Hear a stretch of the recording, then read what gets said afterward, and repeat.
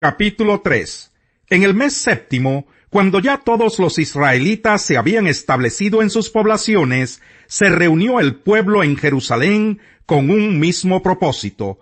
Entonces Jesúa, hijo de Josadac, con sus parientes, que eran sacerdotes, y Zorobabel, hijo de Salatiel, con sus parientes, empezaron a construir el altar del Dios de Israel, para ofrecer holocaustos, según lo estipulado en la ley de Moisés, hombre de Dios. A pesar del miedo que tenían de los pueblos vecinos, colocaron el altar en su mismo sitio, y todos los días por la mañana y por la tarde ofrecían holocaustos al Señor. Luego, según lo estipulado en la ley, celebraron la fiesta de las enramadas, ofreciendo el número de holocaustos prescrito para cada día, como también los holocaustos diarios, los de luna nueva, los de las fiestas solemnes ordenadas por el Señor, y los que el pueblo le ofrecía voluntariamente.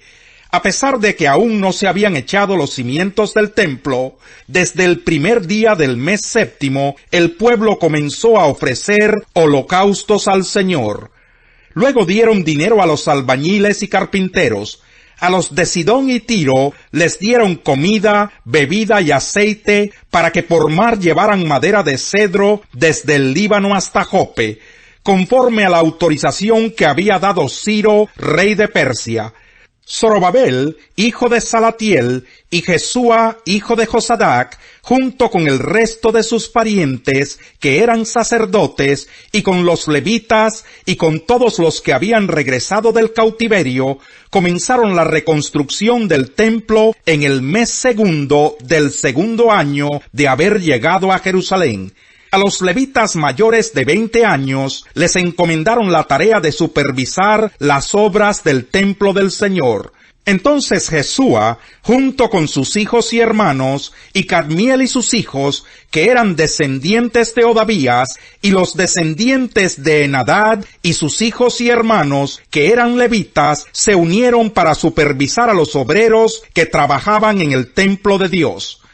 Cuando los constructores echaron los cimientos del templo del Señor, los sacerdotes llegaron con sus vestimentas sagradas y con sus trompetas, y los levitas, descendientes de Asaf, con sus platillos, ocuparon su lugar para alabar al Señor, según lo establecido por David, rey de Israel.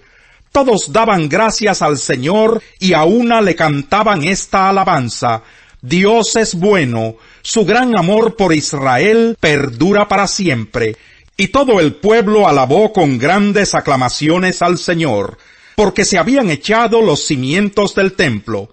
Muchos de los sacerdotes, levitas y jefes de familia, que eran ya ancianos y habían conocido el primer templo, prorrumpieron en llanto cuando vieron los cimientos del nuevo templo, mientras muchos otros gritaban de alegría, y no se podía distinguir entre los gritos de alegría y las voces de llanto, pues la gente gritaba a voz en cuello, y el ruido se escuchaba desde muy lejos. Capítulo 4.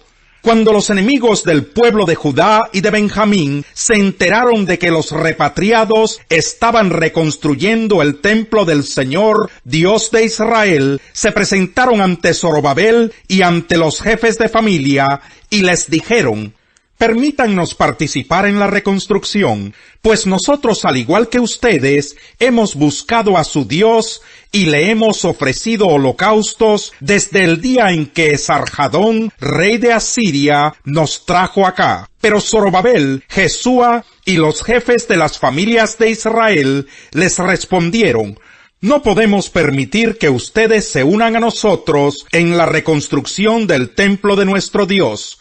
Nosotros solos nos encargaremos de reedificar el templo para el Señor, Dios de Israel, tal como lo decretó Ciro, rey de Persia. Entonces los habitantes de la región comenzaron a desanimar e intimidar a los de Judá para que abandonaran la reconstrucción, y hasta llegaron a sobornar a algunos de los consejeros para impedirles llevar a cabo sus planes. Esto sucedió durante todo el reinado de Ciro, rey de Persia, y hasta el reinado de Darío, que también fue rey de Persia. También al comienzo del reinado de Jerjes, aquellos enemigos enviaron una carta en la cual acusaban a los habitantes de Judá y de Jerusalén. Luego, cuando Artajerjes llegó a ser rey de Persia, también a él, Bislán, Mitrídates, Tabel y sus demás compañeros le enviaron una carta que fue traducida al arameo. Además, el comandante Rehum y el cronista Simsai enviaron a Artajerjes una carta en contra de los habitantes de Jerusalén. La carta decía: el comandante Rehum y el cronista Simsai escriben esta carta junto con sus compañeros los jueces, gobernadores y funcionarios de Persia, Erec, Babilonia y Susa, es decir, Elam. Esta carta la suscriben también las demás naciones que el grande y noble Asnapar llevó cautivas y estableció en la ciudad de Samaria y en las otras provincias al oeste del río Éufrates. Al rey Artajerjes, de parte de sus siervos que habitan al oeste del río Éufrates: sepa su majestad que los judíos enviados por usted han llegado a Jerusalén y están reconstruyendo esa ciudad rebelde y mala. Ya están echados los cimientos. Sepa también su majestad que si esta gente reconstruye la ciudad y termina la muralla, sus habitantes se rebelarán y no pagarán tributos, ni impuestos, ni contribución alguna, lo cual sería perjudicial para el tesoro real. Como nosotros somos vasallos de su majestad, no podemos permitir que se le deshonre. Por eso le enviamos esta denuncia. Pida a su majestad que se investigue en los archivos donde están las crónicas de los reyes que le han precedido.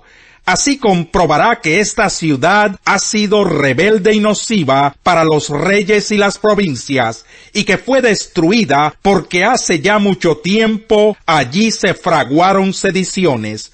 Por eso le advertimos que si esa ciudad es reconstruida y la muralla levantada, su majestad perderá el dominio de la región al oeste del Éufrates. En respuesta, el rey les escribió: al comandante Rehum y al cronista Simsai, y al resto de sus compañeros que viven en Samaria y en las otras regiones al oeste del río Éufrates. Saludos. La carta que ustedes enviaron ha sido traducida y leída en mi presencia. Di orden de investigar en los archivos y en efecto se encontró que anteriormente en dicha ciudad se fraguaron sediciones y se tramaron rebeliones contra los reyes, que en Jerusalén hubo reyes poderosos, gobernantes de toda la región al oeste del río Éufrates, a quienes se les pagaban impuestos, tributos y rentas. Por eso, ordénenles a esos hombres que cesen sus labores, que suspendan la reconstrucción de la ciudad hasta que yo promulgue un nuevo edicto. Sean diligentes en hacer cumplir esta orden, para que no crezca la amenaza de perjuicio a los intereses reales.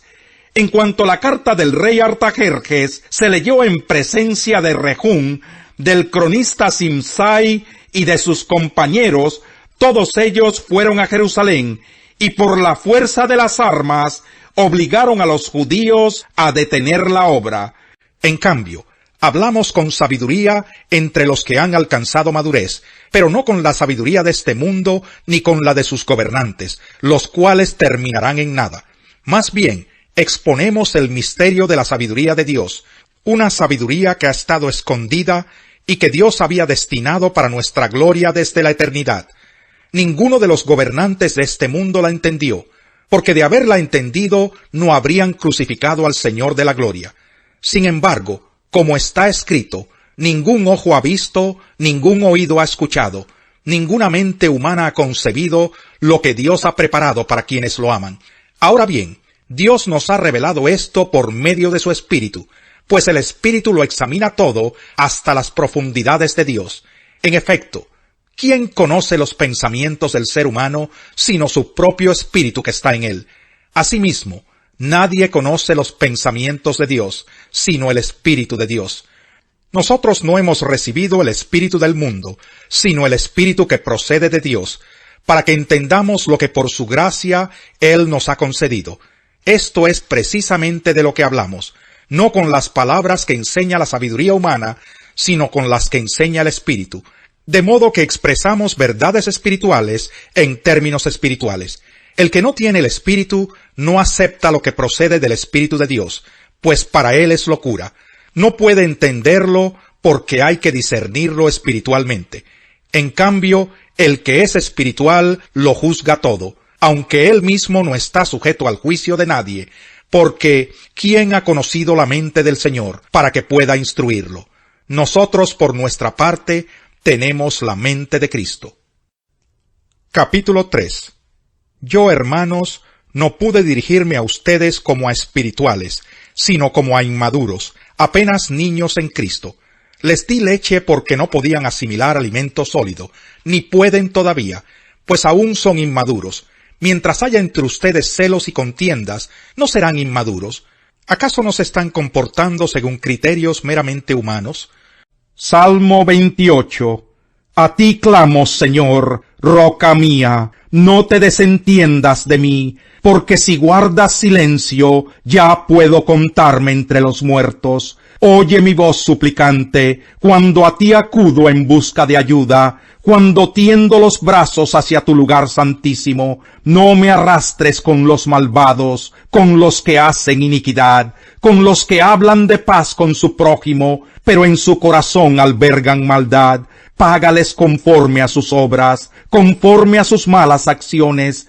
Págales conforme a las obras de sus manos. Dales su merecido, ya que no toman en cuenta las obras del Señor y lo que Él ha hecho con sus manos. Él los derribará y nunca más volverá a levantarlos. Bendito sea el Señor, que ha oído mi voz suplicante. El Señor es mi fuerza y mi escudo. Mi corazón en Él confía. De Él recibo ayuda. Mi corazón salta de alegría, y con cánticos le daré gracias. El Señor es la fortaleza de su pueblo, y un baluarte de salvación para su ungido. Salva a tu pueblo, bendice a tu heredad, y cual pastor guíalos por siempre. Los pasos del hombre los dirige el Señor. ¿Cómo puede el hombre entender su propio camino? Trampa es consagrar algo sin pensarlo, y más tarde reconsiderar lo prometido.